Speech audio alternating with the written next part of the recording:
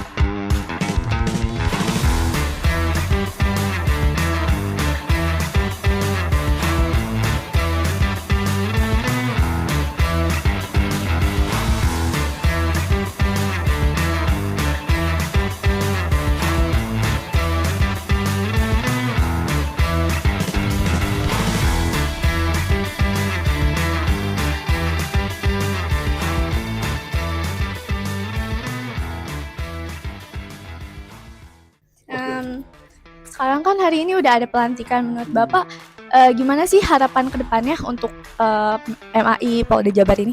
Iya, MAI kan organisasi profesional ya. Nah, jadi harapan saya selaku ketua umum pengurus MAI Jabar yang baru saya lantik ya, itu akan bisa menjadi fasilitator dan dinamisator ya pembangunan aquaculture atau perikanan budidaya yang ada di Jabar ya. Baik yang di habitat laut, kemudian di pesisir ya kayak tambak itu, dan di perairan tawar ya kayak waduk, sungai, sawah, saluran, pendek kata kalau ada air ya harusnya bisa itu diusahakan ya. Jadi sekali lagi peran yang saya harapkan adalah fasilitator ya, memfasilitasi pemerintah, memfasilitasi orang baru yang mau berusaha aquaculture ya, bisa dibimbing MAI ya, atau pengusaha yang sudah lama tapi ingin meningkatkan produktivitas, efisiensi dan daya sehingga bisa juga konsultasi ke MAI. Kenapa? Karena keanggotaan MAI itu 80% terdiri dari peneliti, dosen dan pakar.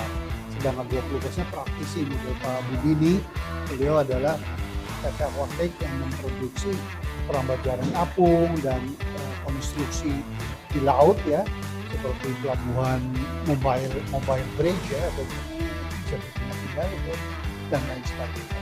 Ini pabrik terbesar KJA dan menurut saya terbaik di Indonesia. Contohnya begitu. Untuk pertanyaan selanjutnya, menurut Bapak apa yang bisa dilakuin aquaculturist Indonesia supaya dapat menimbulin dampak positif di masyarakat, Pak? Dua ya, pertama adalah bagaimana menggerakkan atau meningkatkan investasi dan bisnis di dunia aquaculture di Provinsi Jawa Barat ini. Yang kedua tadi menjalin kerjasama Pentahelix ya. Jadi MAI, Pak Denny ini ketuanya, Pak Denny ini ketua Jabar, kalau saya ketua nasional ya.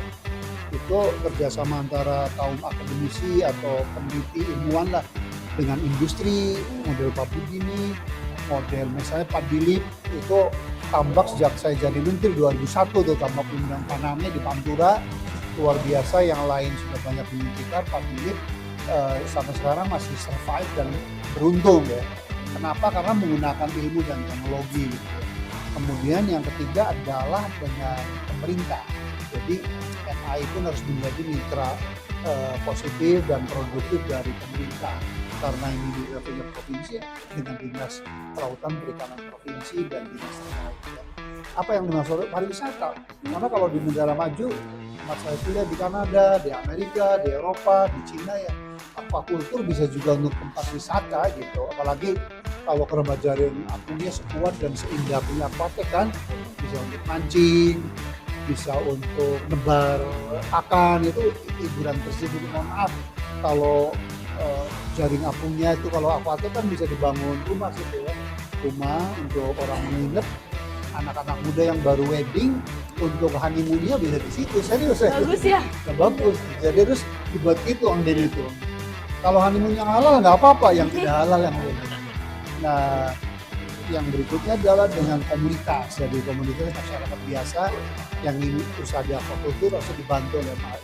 Dan terakhir dengan media massa, karena apapun kita berbuat baik begitu ya, kalau kita tidak publikasikan, publik atau rakyat nggak tahu nih bahwa sektor aquaculture sungguh-sungguh dia bisa creating the job, menciptakan lapangan kerja, bisa membantu swasembada pangan. Karena ingat bahwa pangan itu bukan hanya karbohidrat saja, tapi yang penting kan protein ya.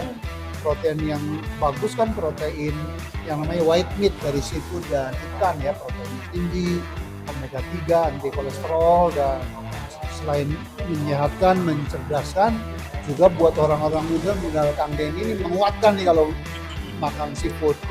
Jadi gitu ya.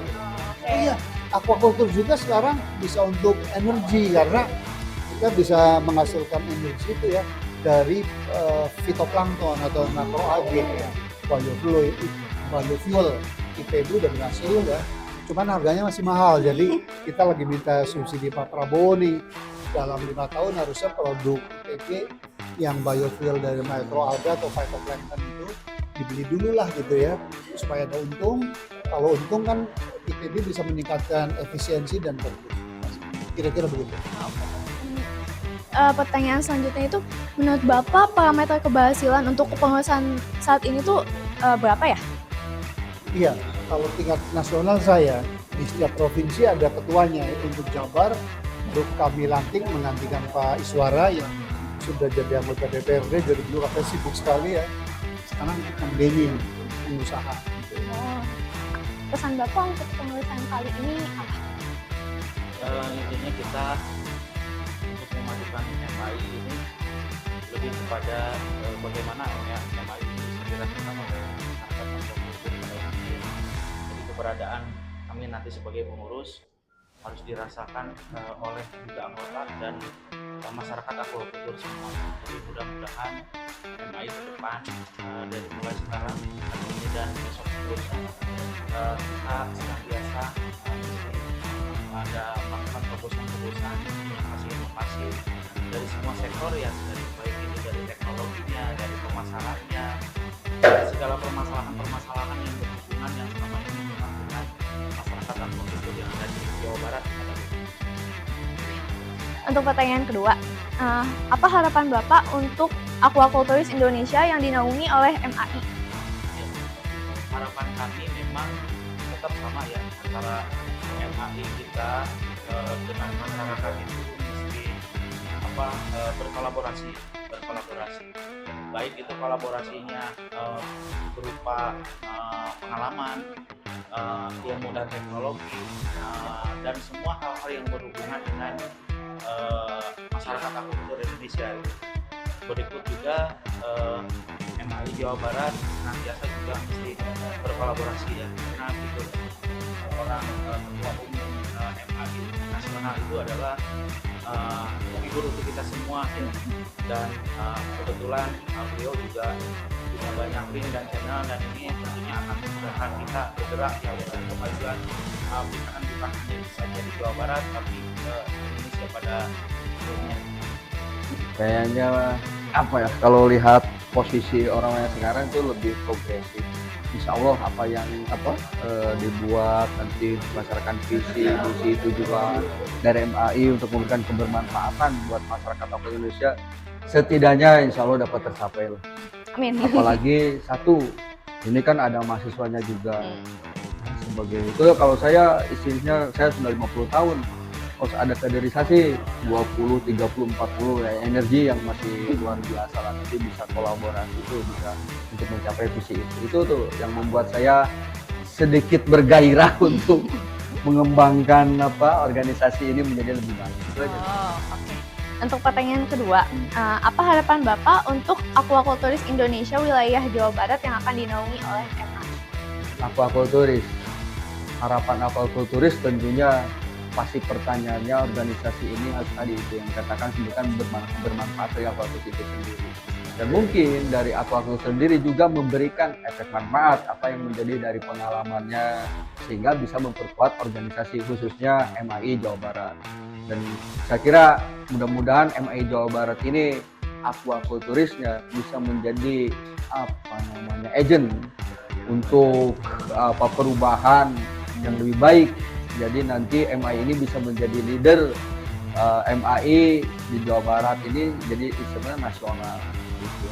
Apa harapan dari perusahaan setelah penandatanganan MOU terhadap progres bersama untuk depannya?